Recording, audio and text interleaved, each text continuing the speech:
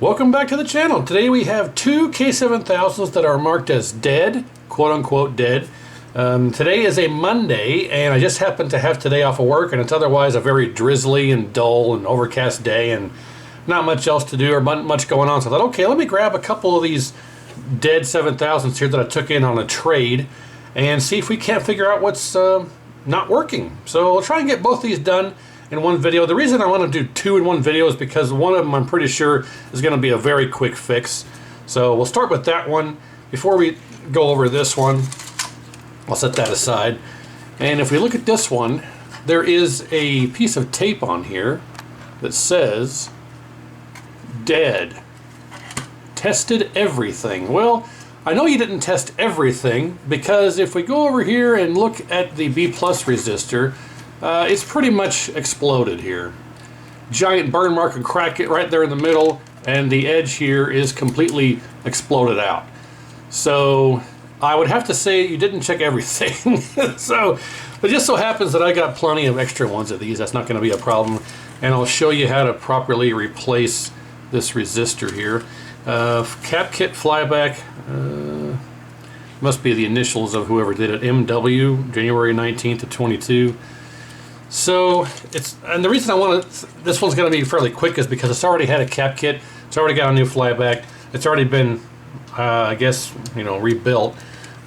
Fuse is actually intact, but something else I noticed is that they didn't solder in the voltage regulator, so they must have replaced the voltage regulator, but they didn't solder it in. They didn't do any rework to R101. These solder joints here for R89 are barely even soldered in, as well as R104, so they didn't do any reflow. If we look at the solder joints here for R104, there's barely anything there, almost nothing. And then R89 is roughly the same way. There's almost nothing on the joints. They're barely in there, and no rework on the heat damage and areas, the stuff for R101.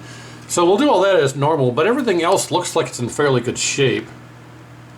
But they didn't solder in the voltage regulator. They forgot to do that when they replaced it, I guess. I'm not sure, but it does appear that the cap kit was done fairly well. I don't see any issues with that. They might have changed the HOT. HOT is not the 13. Oh, it is. Okay, which one is this the one that's got the oddball? Yeah, the NTE 2302. I'm not sure what's up with that, but if it works, we'll just go with it. I got confused. I thought this one had the NTE one in there, but it's got the proper 1398. So I think what we'll have to do here first is we're going to remove this piece of tape. I'm going to have to steal that resistor. The fuse is not blown, and it is a correct 2 amp fuse, 2 amps, so it's not an issue of being overrated that burned this up. Well, let's start with soldering in the voltage regulator, and then out of curiosity we're going to go ahead and read what that resistor reads. I bet it's completely open. So normally you would read about 0.150 with the resistor in circuit. So on this, we have two different types of voltage regulator, and you can see here this one is the tall skinny one, and this one is the shorter fat one. On this voltage regulator you read across pins 1 and 4. On this one you read across pins 3 and 4. So for illustration purposes, on the fat one here, pins 1 and 4, we should read about 0.150, somewhere around there on diode mode. When the regulator is good and the resistor is good, we should read around 0.150 with negative lead on pin 1, positive lead on pin 4 in diode mode. But we're going to read there. See, we're reading our diode. We're reading the internal diode inside of the regulator, normal 0.5 voltage drop, because our resistor is completely open. If we measure at the resistor itself, it's going to be the same thing. We should read about 180 ohms or so, if I recall correctly, and we just read our Is it the other way around? Yeah. We just read our diode through our voltage regulator. So this resistor is 100% open, as you would expect it to be, all destroyed like this. Now in contrast, if we go to the other chassis over here, and we read across pins 3 and 4, this resistor is in good shape.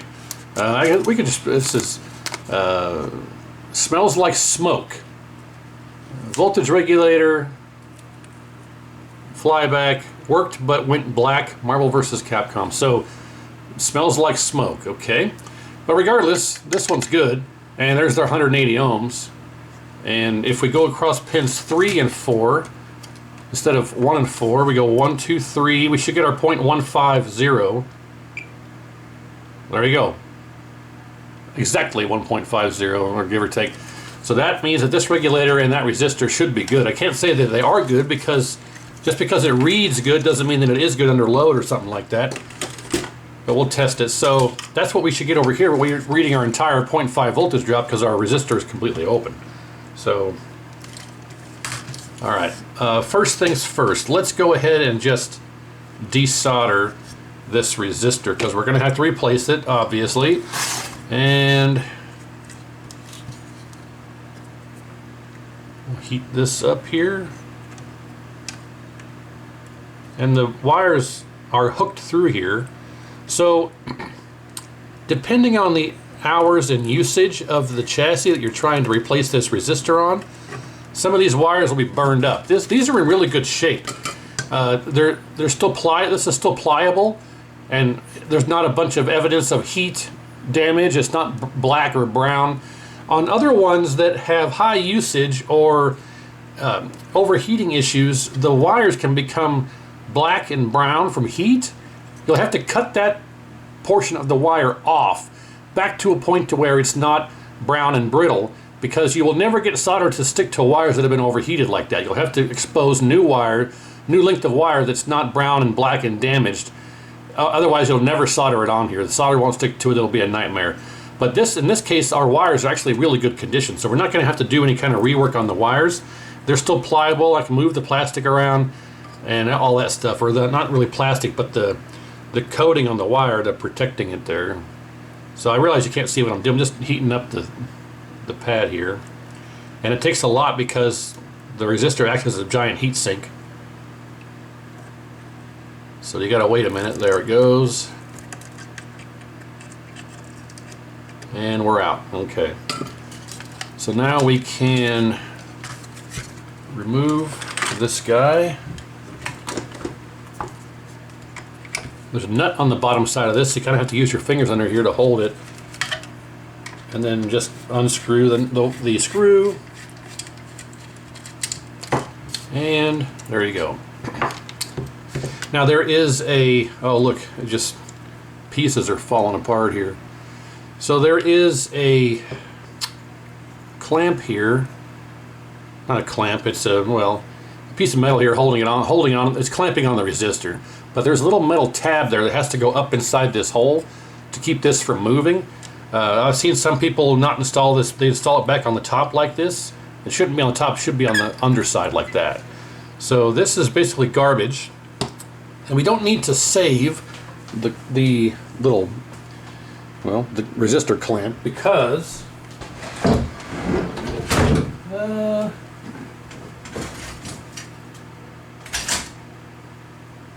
I gotta find one.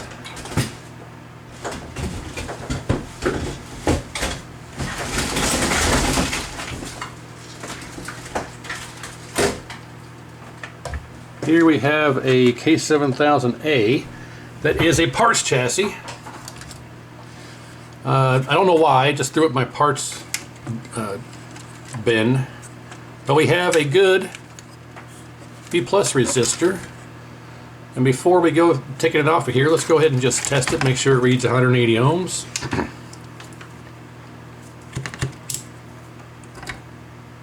$180, fantastic. So we'll steal this guy. And I actually have like a whole box. I have like a dozen. I have like a giant box in that monitor room down in the dungeon, or the monitor dungeon room in the basement. Probably a better way to say that. I got like a dozen of these 7000A parts boards, so I have no shortage of these resistors I could steal in a situation like this for the future. So we'll take this off of here. Well, that screw is ridiculously long. Jeez. And I'll save this hardware if I can.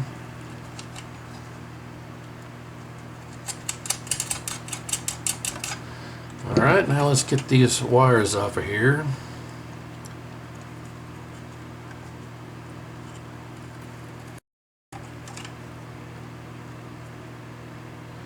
These wires are much smaller gauge than the Wills Gardner version. These wires are like, I don't know, 20 gauge versus these wires here are like 16 gauge. Don't think I ever noticed that before.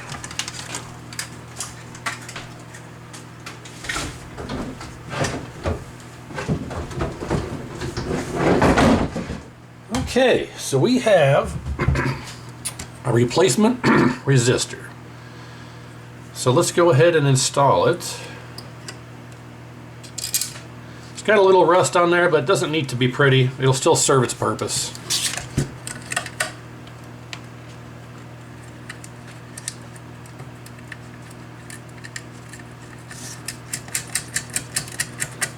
And again, you don't need any tools to do this. We'll just kind of finger tight that nut on the screw. Then you just reach under here and hold it in place. And it's got a self-locking washer on the nut, so you just hold it in place and it'll tighten itself up, and you don't need to worry about any kind of tools you need. All you need is that Phillips head screwdriver. So let's go ahead and reattach the wires here.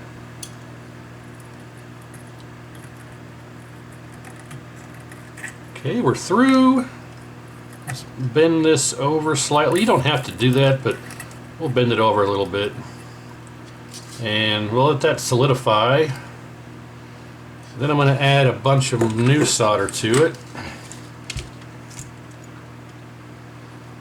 And when it's done, it should look pretty good.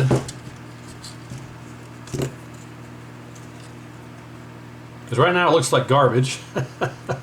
But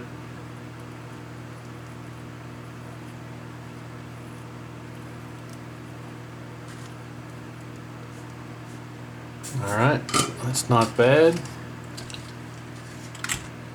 Now let's get this other one, and they hooked this one in from this side, which is fine.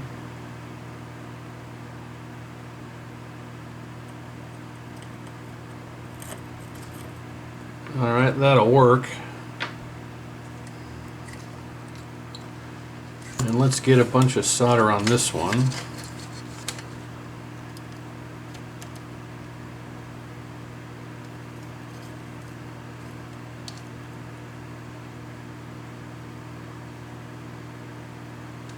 Okay, and all right, I think that'll work. So now, if we measure this, it should read our 0.150. That's going to be a little bit different because the resistor's hot, but there you go, 0.148. So, and if our regulator was bad, it'd read 0 ohms because it'd be shorted or something like that. Well, I don't want to say bad. I mean, if it's shorted, you'll read short. But like I say, I've had a lot of these regulators check good in circuit and then fail under load, like 100, instead of being 130 volts. For the 25-inch, it's 130. That's where you get the. If you see on the regulator, it says STR3130. It's 130 volt regulator. The 19s are 123. So I've had some of these where they check good. We get our 0.150. It all checks fine, and then when you fire it up under load, it's 100 volts or something because the regulator is failing under load. So just because you read what you're supposed to doesn't mean it's good. It just means that it's not shorted. So that's where you have to test it in circuit once everything's up and running. So let's take a look here, make sure nothing else is amiss. Doesn't appear to be.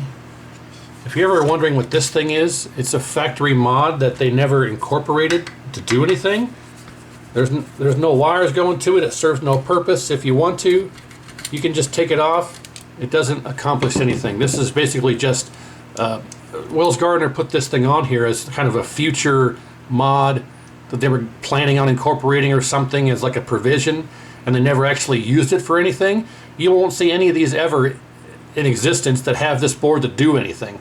So it doesn't serve any purpose. You can take it off, throw it in the garbage if you want to, and then put your screen back on. It doesn't, put your screw back on. It doesn't actually do anything, and there's no purpose it serves. You can hang on to it, leave it on there, take it off, throw it away, whatever you want, but it doesn't do anything, so I just remove it if I have one of these. So, okay, now on the top everything seems okay. Let's look at the bottom again, make sure there's nothing.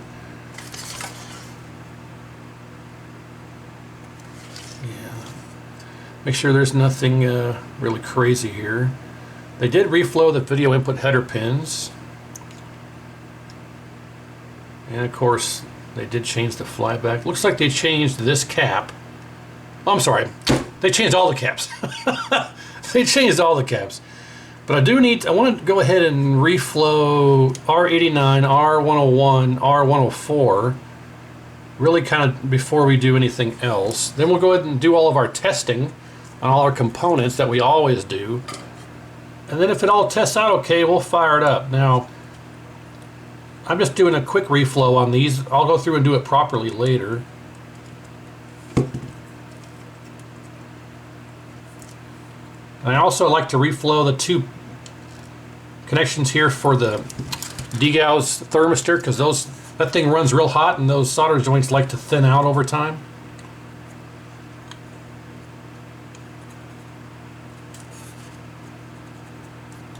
Come on.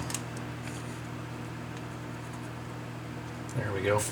Sometimes R101 here, this guy, there's not much of the leg sticking through the board, so I like to push down on the board a little bit to have the leg come out further to get more meat on the solder joint, so we got that done. So R101, 89, 104, thermistor, everything else looks okay. Alright, well let's go through and do all of our power components testing. If it all checks out, then we'll go ahead and just try this out. I think it'll work. I think all that was wrong with this was just this thing. So something quick here, hopefully, then we'll move on to the other one.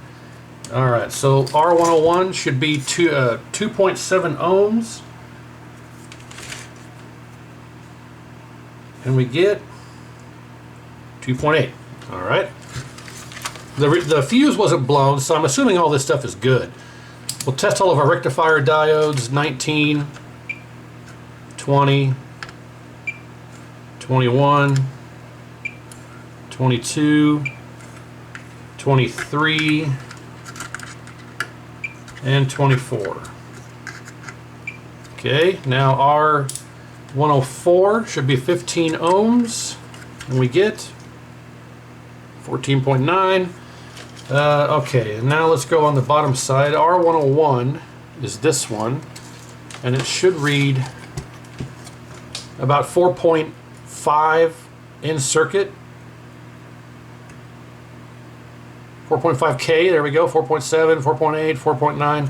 It's a 6.5 K ohm resistor, but in circuit it's about 4.5 to 5. If you ever check this, if you ever read R101 and it reads like 4.2 and doesn't climb any higher, then your voltage, or I'm sorry, your HOT is shorted. But because we were reading 4.7, 8, 9, 5, that's a good reading. So R101's okay. I go to the bottom side because the legs get oxidized from heat, so it's hard to get a good reading. But the rest of them we can check from the top side.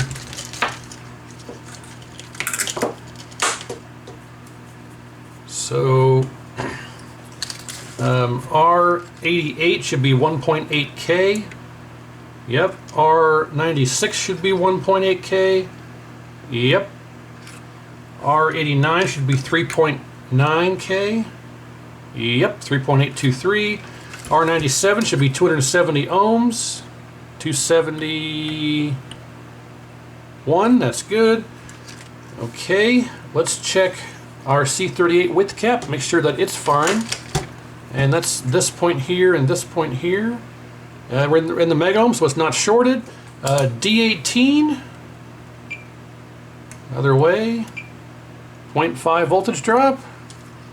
HOT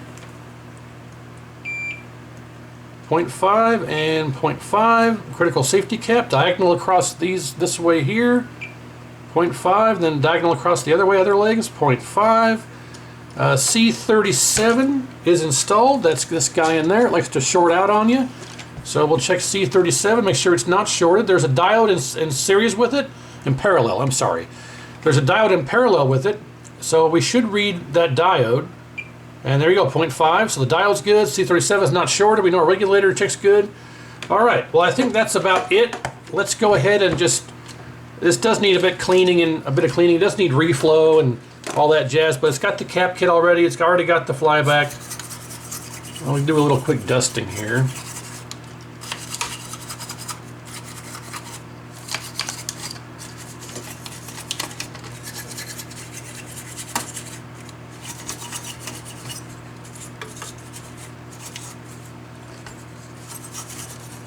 It doesn't really need to be washed. It's fairly clean as it is.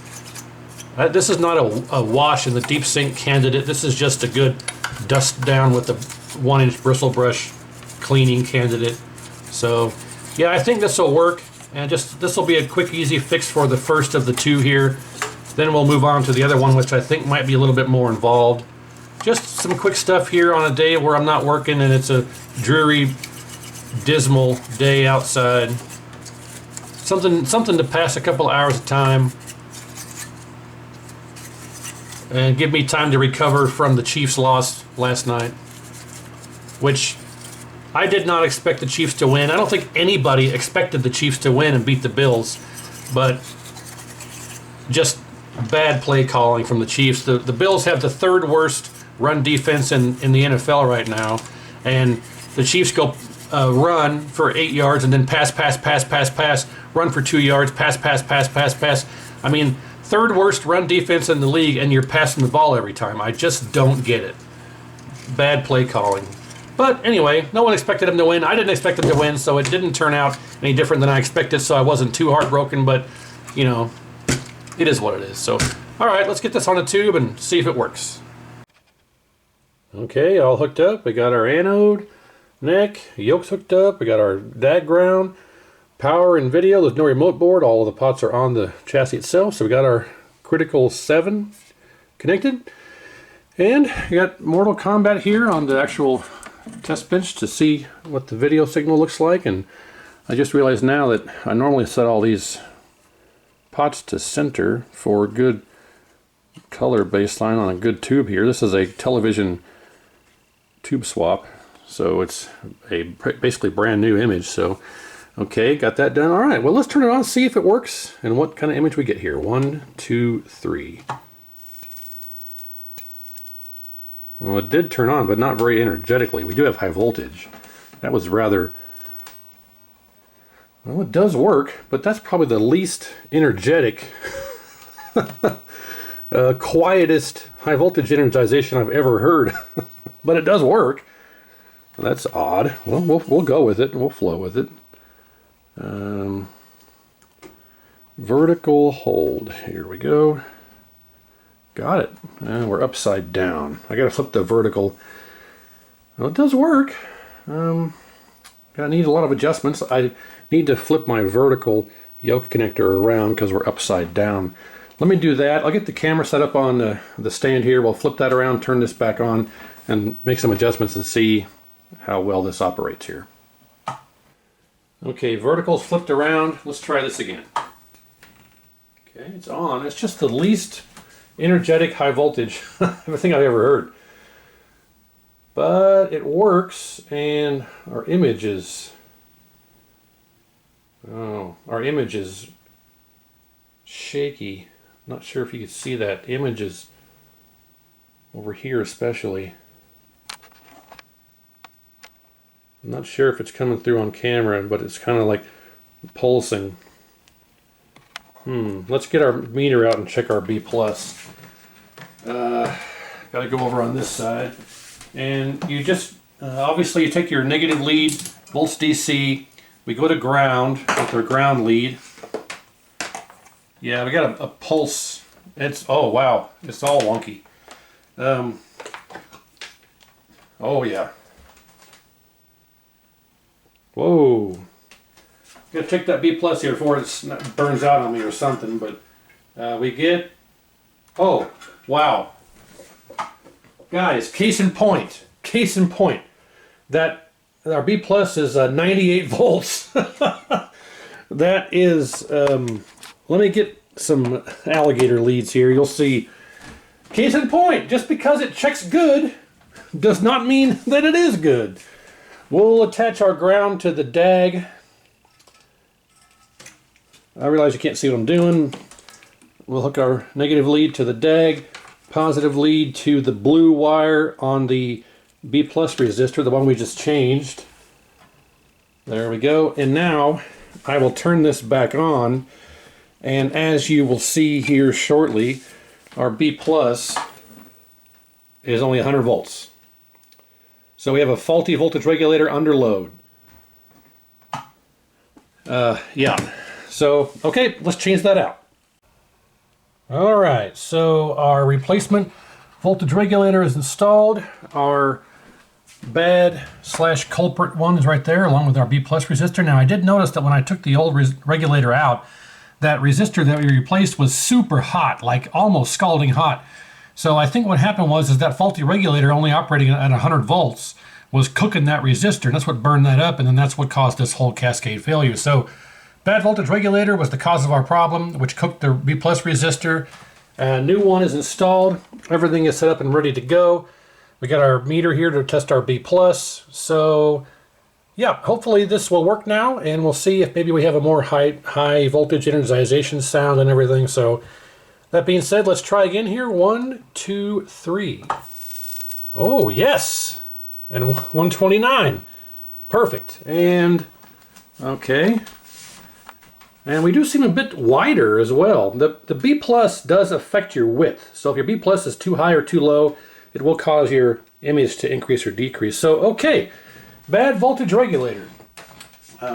Under load. Bad regulator under load. But now we're still back where we were before. We got good B plus. Image is now stable, so we're gonna have to go in here, and I don't know why we're so out of focus now. Maybe things changed here, but let's start with focus and adjust that. Right there is pretty crisp. Let's turn brightness all the way down, contrast all the way down, flyback screen pot up until we get raster line or retrace lines, which there's our retrace lines, and then turn back down till the retrace lines just go away right there. Turn our brightness up until our background is no longer black, right up right here, and then back down till it just goes black right there. Turn our contrast up as needed.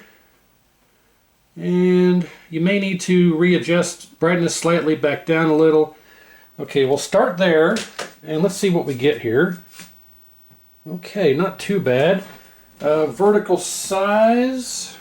You know what? Let's go to our test menu here. Stay there. MK1 uses a momentary switch logic as opposed to, a MK2, MK3, and so on use a momentary switch logic to go to the menu. MK1 and the like use a constant switch, where the switch has to be constantly in the menu position. If it's not, it goes back to the games. Okay. Sorry, I have to kind of squish the wire into my ground point on the power supply. So, diagnostic test, monitor patterns, crosshatch. That's what we're looking for. Okay. Width is pretty perfect. You want the red. You see here there is a red box. There's a red box here. You want that slightly off the edge of the screen. So our width is pretty darn perfect. Now our vertical size, we want the red box slightly off the screen at both ends. And I dare say that's not bad. Vertical position, down slightly. Vertical size again. I'd say that's pretty good. Linearity looks okay. We're a little bit too blue, but now we can go back into the game, and I think we got it.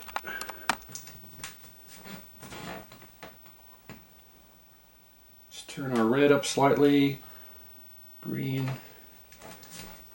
That's not bad at all. So first chassis is now repaired. All we had was a faulty voltage regulator under load. Why aren't you focusing, you big dumb piece of junk? We had a faulty voltage regulator under load, which cooked the B+ resistor, and I think that's really all it was. So I'm going to go through off camera and do the full reflow and things like that, and get this cleaned up and do all the rework to these that I do. And we'll set this one aside, and now we can move on to the second K7000 and see what's going on with that one. Okay, and here we are with chassis number 2, well, or as the tape here says, chassis B. So, and then it says here, smokes.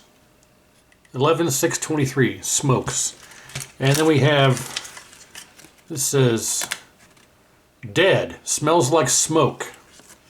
HOT, new HOT voltage regulator and flyback worked but went black. So we're going to just take this tape off of here, because we're about to spruce this thing up.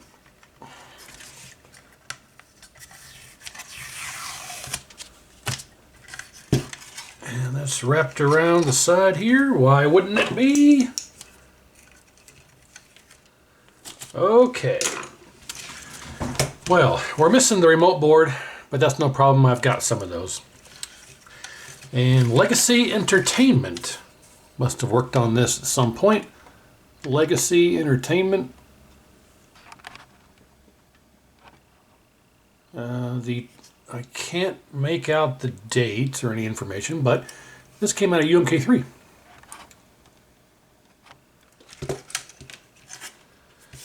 So what can we determine? Well, it looks like this cap is replaced, this cap is replaced, this 47 microfarad has been replaced, and this 50 volt 10 microfarad has been replaced. But it looks like maybe this one too. It's got a partial cap kit, because this one is not replaced. It still has the glue on there, on the cap. This one has not been changed out. This one has not been changed out, the 100,000 there. So that 1,000, this 1,000, it looks like it's received a partial cap kit.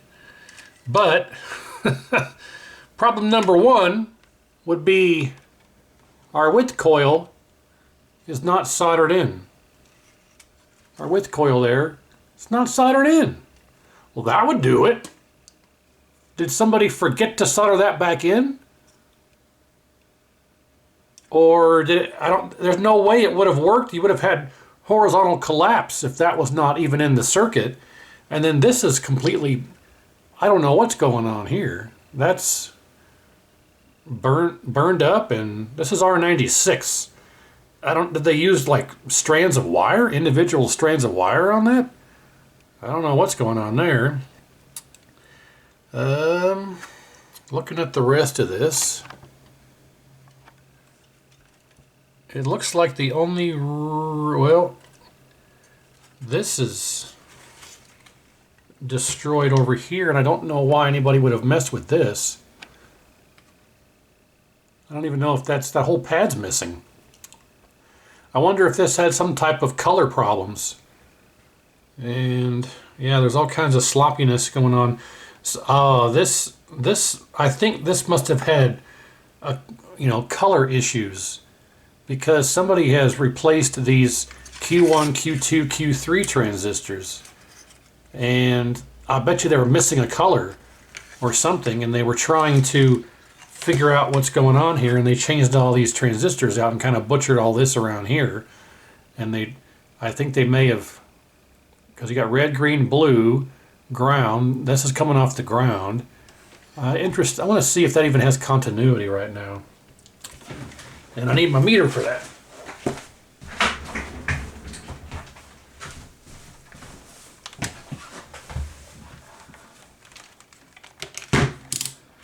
Okay, meter and continuity. And if we go from here to here, well, it's got continuity, but we're talking barely right there. I mean, just this little corner of this solder joint, or is all this touching this together. So we're going to have to go through here and fix all of this. But that is secondary to what we're going to work on here. And then the flyback has been completely butchered here. So this trace is gone, or pad, the pad's gone. This pad's gone, but that's fine because there's no connection. You don't need a pad for that. But the rest of this, man, that's, I don't know. Well, regardless, we're going to have to fix this bad boy up here, and that shouldn't be a problem. So first things first, let's go ahead before we forget. And I say before we forget, but I forgot to turn my iron back on here after stepping away from the desk or the bench for a moment. While we're waiting for that to heat up, I guess we can go ahead and do some testing here. Let's check our voltage regulator. This is the tall skinny one, so we should have 0.150 across pins 3 and 4, and we do. So our voltage regulator should be good, as we learned in the last video, in the last chassis previous to this one. In this video, just because it checks good doesn't mean that it is good. So it looks like it's soldered in okay. I don't see any bridges or anything, so that's okay. And now our iron's up to temperature, so let's go ahead and solder this missing solder joint. I wonder if they desoldered that, because it doesn't look like any rework has been done to any of the rest of these, and that's one. So all these are one trace. This is all one trace here. This one here is the other side of the coil. So the coil has two legs for the wrap of coil. One of them is these four, the other one is the one over here. So they didn't even have the horizontal width coil in the circuit. So that definitely would be a problem. We don't need to worry about rework on any of this right now. We're just going to check the power circuit and then do our light bulb test, and that'll tell us. I should have done the light bulb test in the last video, because that would have told us the regulator was faulty and saved us a little bit of time, but I didn't consider doing the light bulb test before that. So that's okay. We learn together what you end up with if your regulator is faulty. I'm going to remove the solder from these joints and try and get a peek on what the heck is going on here. This is like a fuzzy bunch of, I don't even know what the heck this stuff is.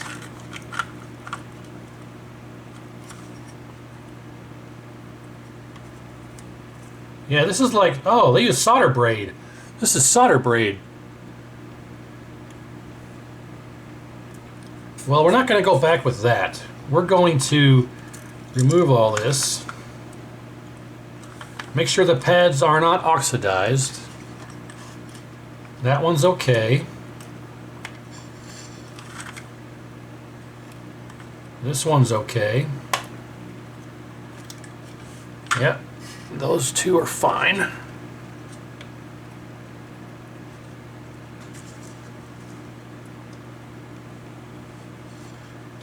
Reflow these. Then we'll add our little bridge here to act as a heat sink and get a better connection.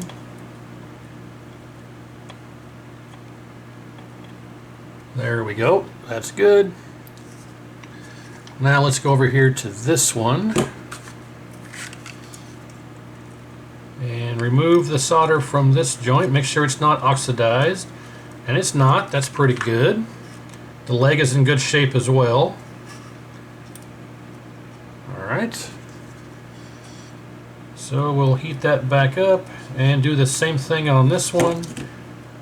I do this on every 7000 I work on because it just gives you a much better connection. And R101 likes to run very hot, so this actually helps heat sink some of that heat away. So that's good there. Okay. Let's R104 looks good. Our thermistor For our degauss, we'll reflow that real quick because that's always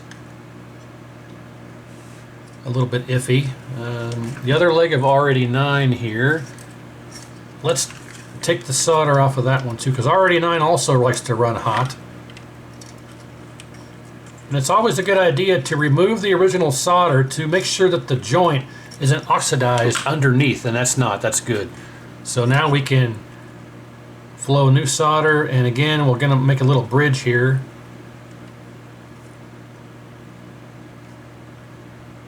There we go. Sorry, I was a little bit out of frame there, sorry.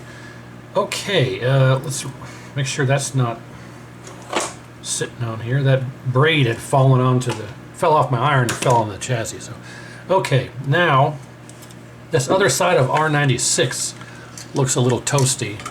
So let's check this.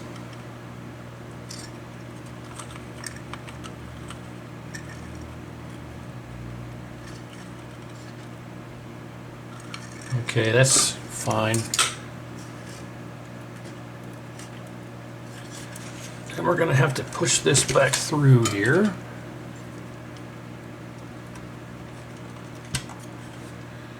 And let's reflow that.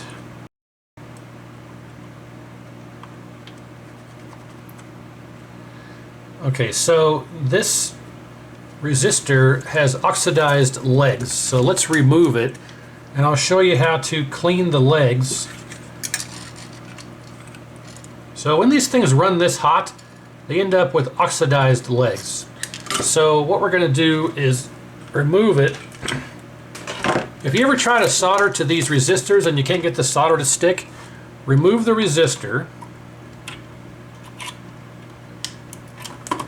Come on. There we go.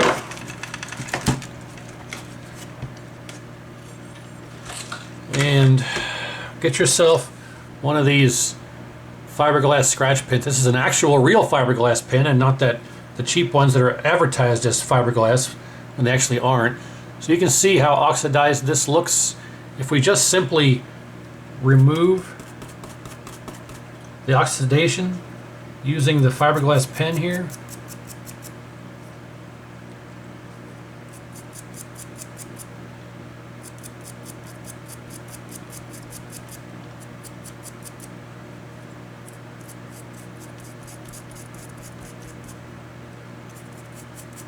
See, now we have a nice shiny leg here to solder to. So that's what you need to do for this situation, because you'll never get the solder to stick to that properly. Another method you could do is take the tip of your iron and just kind of scrape the edge of the leg. And that works, but for a much better joint, that's how you want to do that. Now I'll see if I can get this back in here. It's never easy.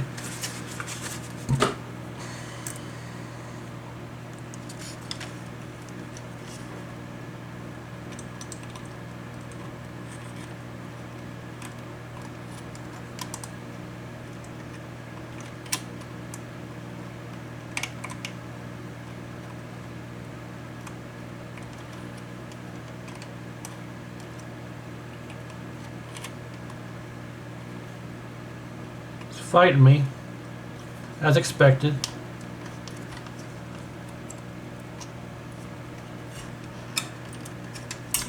Well, it's in there, but it's not wanting to come through the other side. So we'll heat up the joint and it should fall right through. There we go. Now, let's solder that in.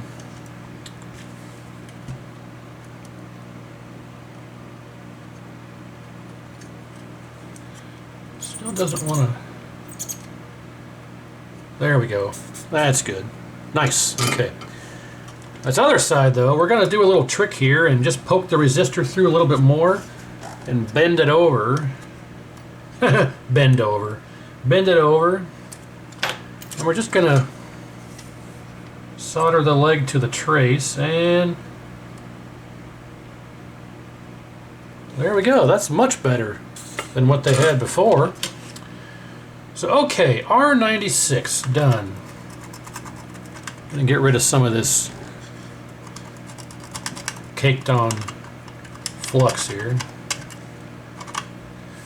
All right. So that's good. That's good. That's good. That's good. All right. I think that will do for our. I think that'll do good enough for us to do a light bulb test. So, light bulb test, we can remove the collector of the HOT, which I'm pretty sure is this one. Or is it the base? I don't know. This is the amateur channel. The middle pin here. Take this middle pin, remove it from the circuit. Get rid of all the solder. Make sure the pin moves around freely, and it does. And make sure it's not touching anything. Now, if you want to, if you're squeamish about doing it this way, just take the whole entire HOT out. But if you desolder that leg of the HOT, now the horizontal circuit will not power up. Then we can do our light bulb test without any worry of the high voltage energizing. So meter and continuity, and you can see here we have continuity to the tray, to the pad. Now if I touch the pin, nothing. Pin is not touching, so our HOT is out of circuit, and we can check all of our other components. If all of our power components are good, we'll do our light bulb test and then kind of go from there. So meter and resistance, R103 should be 2.7 ohms. 2.9, that's fine. The fuse is not blown. Let's make sure it's actually 2 amps. Yep, 2A. That's good. Okay, now let's go to D19, D20, D21, D22, D24, D23. Good. R104, 15 ohms. Good, 15.2.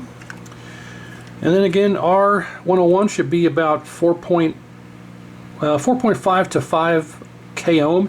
If it's around 4.2, then our HOT is shorted. But it's out of circuit, so it's going to read okay. But 4.5, 6, 7, 8, 9, so that's good. R89 should be 3.9 K, 3.9 K. 3.7 is kind of low. Let's check the bottom side. 3.7 is kind of low, but I'm not going to sweat it right now. We'll see how this operates. Again, R96 that we just fixed should be 1.8 K. 2K is a little high. That's weird. Huh. 2K is a little high. Well, R88 is also supposed to be 1.8K, so let's check that one. 1.8, that's correct, but R96, 2K is a little odd. Oh, here we go, sorry. That's an odd reading. Should be 1.8, and R89 should be 3.8. 3.9. Well, I'll go with that for now. We'll see. We'll read what our B plus is. If it's steady at 129, then we'll probably call it okay. R97 should be 270 ohms, and we get 270. Okay, let's make sure our C38 width cap is not shorted, and that's fine. You don't really need to worry about what it reads as long as it doesn't read 0 ohms. And we're 132K, so that's fine. We know our regulator tested okay, so that's all that we need to test for our light bulb test, but we'll go ahead and just check C37. Again, this has a diode in parallel, so we're just checking to make sure it reads what a diode reads, and it does. So C37 and our I don't know what diode that is. 13 and 14 are over here. Those are okay. Is the HOT actually shorted? Nope, it's fine. D18. There we go. D18 is good. I need to reflow that. None of this is crucial for our light bulb test, but I'll just do it real quick anyway. So that should be everything that we need to test prior to our light bulb. So with that all being okay, let's grab our light bulb. And one leg, again, those of you who might be new to the channel or need a refresher, this is a 60 watt incandescent light bulb that is a 99% analog to the load on the system that a CRT would be. So with that hooked up, let's grab another couple of leads here, get our meter, and connect our ground to the frame.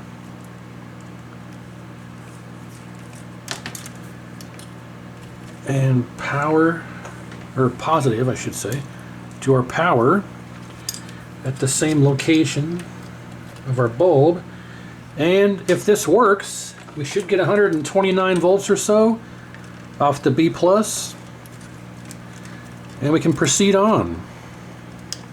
Alright, so here we go. 1, 2, 3. There it is. It's operational. We got 129 volts. Not sure if you can see that. 129 exactly. So our power circuit is good despite those weird readings. So we'll proceed on. And the light bulb acts as a load on the system, so it drains the filter cap. You don't got to worry about anything in that aspect when you use the bulb. Now, the only, I don't want to say the only, but you generally only have to worry about getting a zap from the filter cap on the G07 and the K4900 and the chassis that don't auto discharge. Like this has a bleeder resistor on it somewhere. The chassis from the early 80s, the G07, the 4900, 4600, the ones from the early 80s that don't auto discharge or have the bleeder resistor, things like that, those are the ones that can zap you on the filter cap. You want to just pay attention to discharge the filter cap when you do your light bulb test, if you don't have a light bulb to discharge the system by that aspect. But just putting that out there. Okay, well, I'm going to actually take a brush here and just kind of clean this up a bit. This is another one of these where it's not going to need to be cleaned or washed. It just needs to get a good dusting of the surface dust that's on here.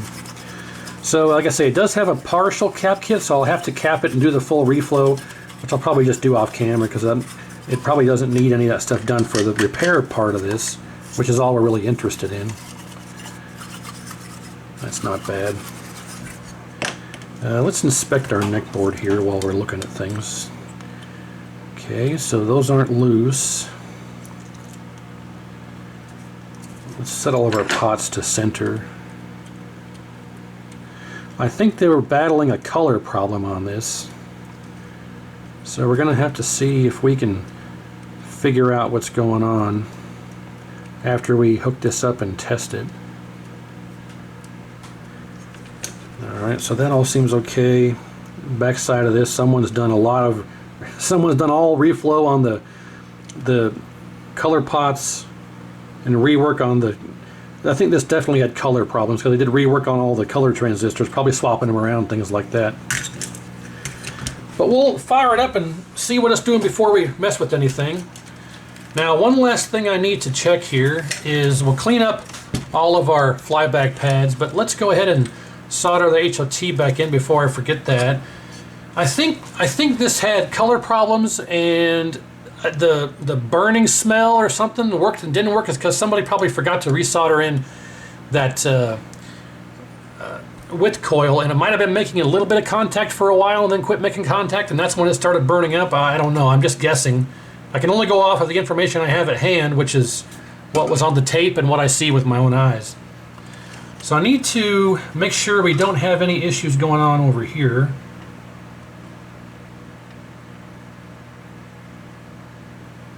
And okay, that's fine. We're gonna have to fix,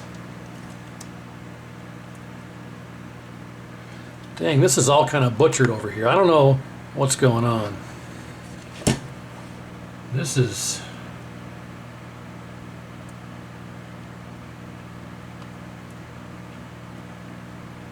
yeah, the only thing holding this on over here is that little corner of that trace. Let's see if we can fix this a little bit better here.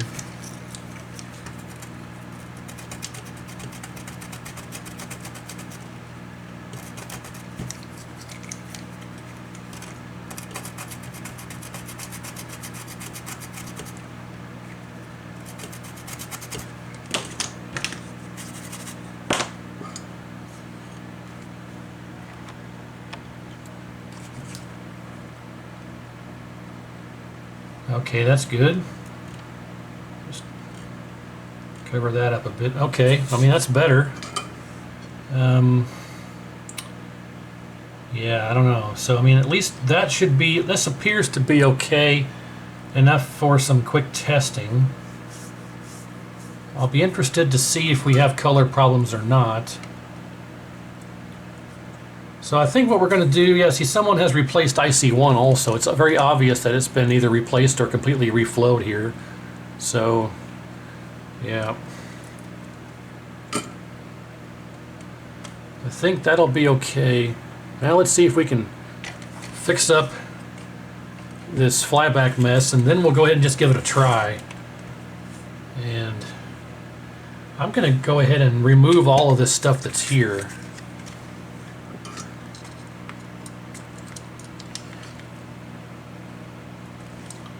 Because this is, I think this is what happens when you try to do something and you don't have the right equipment. Because I think they probably had an iron that wasn't hot enough, and it lifted all these pads, trying to rip the old one out or desolder the original or something. This is a case of not having the correct equipment for the job you're trying to do. I find that a lot of this stuff is the direct result of that. And again, we're not going to need this. We're not going to need this jumper wire here, because we can just expose the trace. See, the trace is still there. We can just expose the trace and solder right to the trace, so we don't even need this anymore.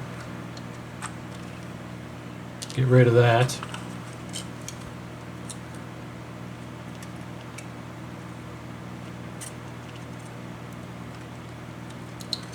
And you get a lot of people asking questions like, can I just glue the pad down? Well, you can, but you don't really need to, in my opinion, because if you do this properly, you can lay the pad flat back down without having to glue it. I'm removing all this solder so I can inspect and make sure that the pads are actually, yeah, see, look at that. That pad wasn't even connected. See, it came right off with the, this is the exact reason I do this, because this pad wasn't even connected to that trace.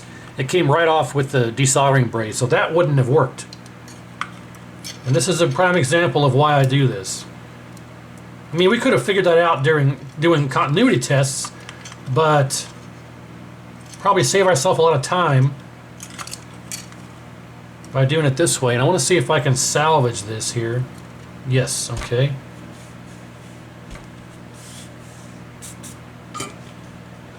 So now let's see if we can clean all this up a little bit. Okay, so the ones that are good here, like this one's okay. So let's just solder that one back in. Now what you can do is, I like to just grab a corner of my screwdriver here, a little jeweler's flathead, and just hold the pad down in one little corner. And that'll get the job done and hold it there in place. The rest of these, like this one's not lifted, we'll put that back in. This one's okay, so we'll put that one back in. Actually, let's hold it down here.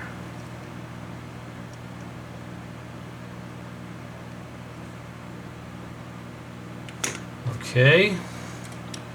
This one over here we're going to have to hold down.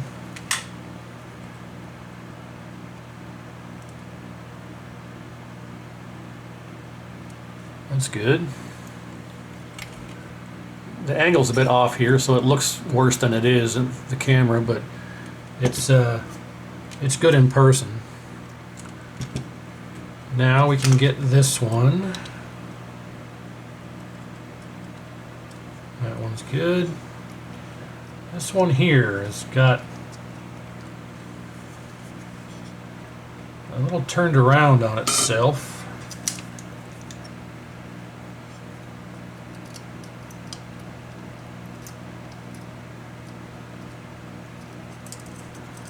Can we salvage it? Yes.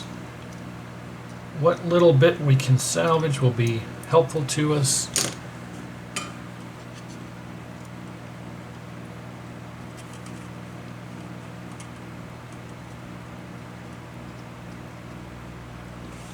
Alright, well, it's not perfect, but that's better than it was. Okay, one last one here that we can hold down.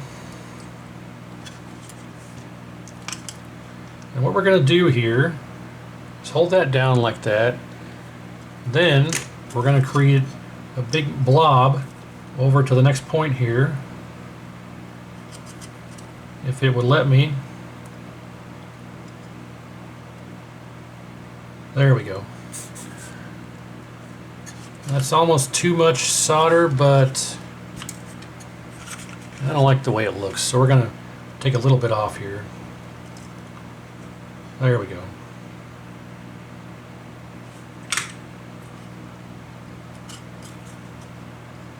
And then add more right back. It's the angle, it's not...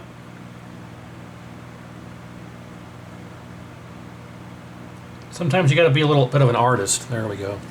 An artiste. Alright, well, I think that'll work. Not that pretty, but... Alright, so now what I want to do is kind of... Well, I don't want to... I was going to clean all this up, but I'm going to tear up that trace. So let's just do this first.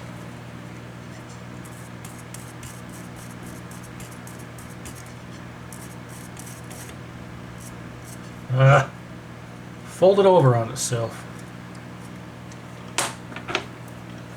Just trying to avoid that.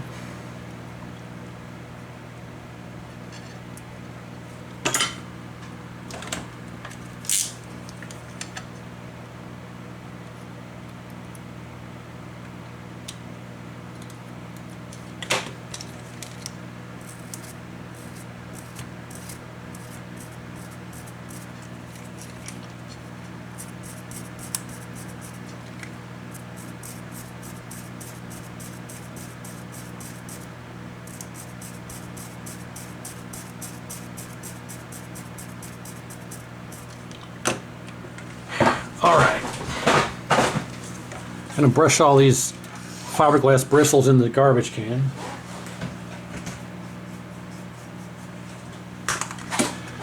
And let's just see if we can,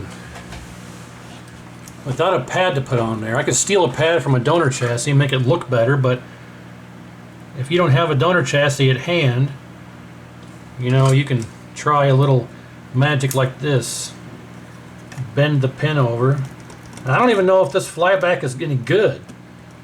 Yeah, I can't bend that over. This could be faulty, and we're just wasting our time, but there you go. Just like that. You don't need a whole heap of globs of solder on here. You can just... There you go. Perfect. Well, the trace is up a little bit. But that'll work. I mean, again, it's not a beauty contest, but if you can make it look a little bit better than it did, then you're on the right track. Now we got one left over here to do, and not sure if I want to just use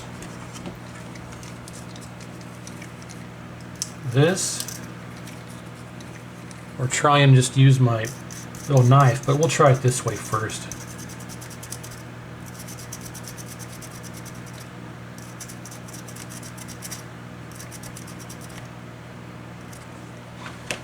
Alright, I think that'll work.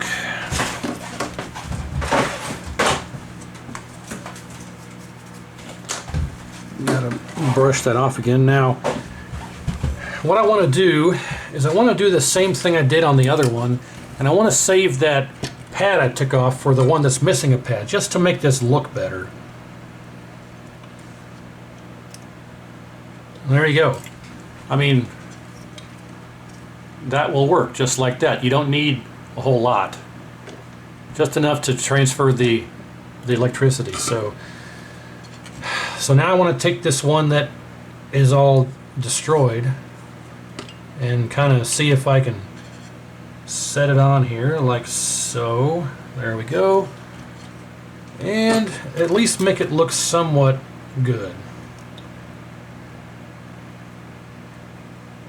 There you go. Now let's clean all this up and then do one last inspection. I got a little denatured alcohol here, and we're gonna actually, you know what, let's scrape all this flux off of here first. Then we'll go through here and clean it. Okay.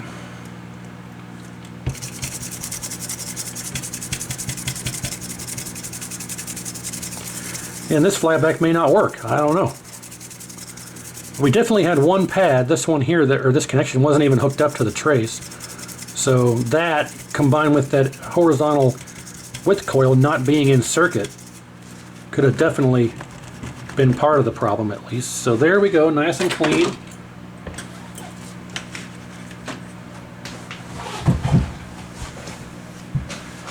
And let's go through here and verify all of our continuity. Meter and continuity. Okay, this one to here, good. This one to here, good. Good. Good. Good. Good and good. Okay. Well, I think that's everything that we need to do to this just for some quick testing. HOT soldered back in. Yeah, I think that's everything that we need to really worry about for... Oh, that's broken. For some quick testing. Let's get rid of this. Now I need to find a remote board. And this all seemed okay. We checked that out. I'll go find a remote board that I know is good, plug it in here, we'll get it on a tube and see how this one operates. Alright, so remote board installed. This is kind of an oddball one with this weird conglomeration of pots, but it'll work. Everything is kind of set towards the middle so we don't have wonky holds and things, but we're all hooked up on the tube. We got our anode, neck, yoke, ground's hooked up over there, power, video, and remote. We're using MK1 again as our test bed. So, test bed for the board for the whatever. My mind doesn't work so well sometimes. Well, more times than not, I should say. But alright, let's turn it on and see what happens and what we get and kind of go from there. So 1, 2, 3. Okay, it does work. Got good high voltage. And so far, it is running. Is it just simply a case of turn up our... Oh! Yep. Well, it does work. Look at that. I don't see any color problems.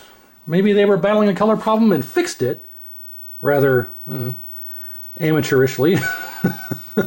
Different levels of amateur stuff, I guess. But if they were battling a color problem, it looks like they were, but they must have fixed it before it went bad. If I was a betting man, I'd say this must have had something to do with the broken trace on the flyback and the width coil not being installed in circuit. I'm assuming that they did that, or I mean, who would desolder that and leave it desoldered like that? I don't know. Stranger things have happened, but okay. Well, this is running here. Let's get this on the old 3-pod here. And let's go through this all again. So, brightness all the way down. Contrast all the way down. Screen pot up until we get our retrace lines. Back down until the retrace lines just go away. Brightness up until the background's not black. Right there. Back down until it just goes black. Right there. Contrast up as needed. We'll say right there. Press any button. And what do we got with color pots in the middle? We're a bit dark. So I wonder, let's try and get back in the menu here and just get our size and position and shape and everything set up. And again, it doesn't like to stay in here. Okay. Diagnostic test, monitor patterns, crosshatch. Alright, so H position.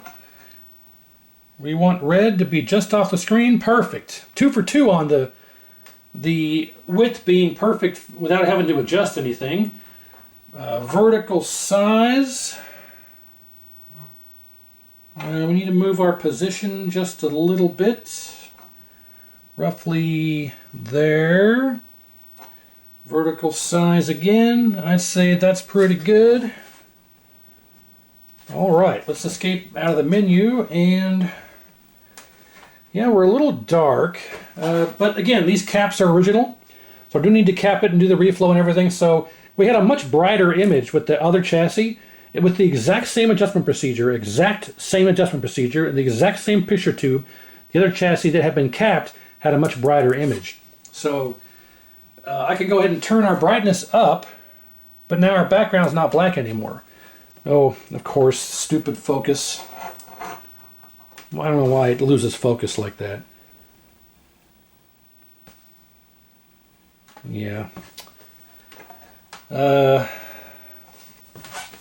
See, that's not bad, but the back in person is darker than it should be.